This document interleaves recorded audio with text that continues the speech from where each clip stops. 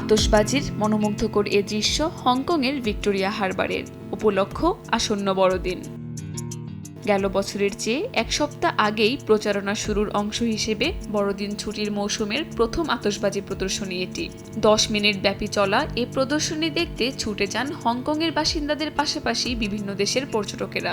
We have never seen a firework like this, so huge and beautiful, and we enjoyed it a lot.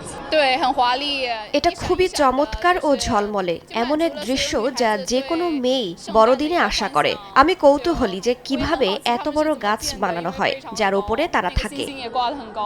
আতশবাজির আয়োজন ছাড়াও ছিল বাহারি সাজে সজ্জিত বিশালাকার ক্রিসমাস ট্রি, আর এর অন্যতম উদ্দেশ্য পর্যটকদের আকর্ষিত করা।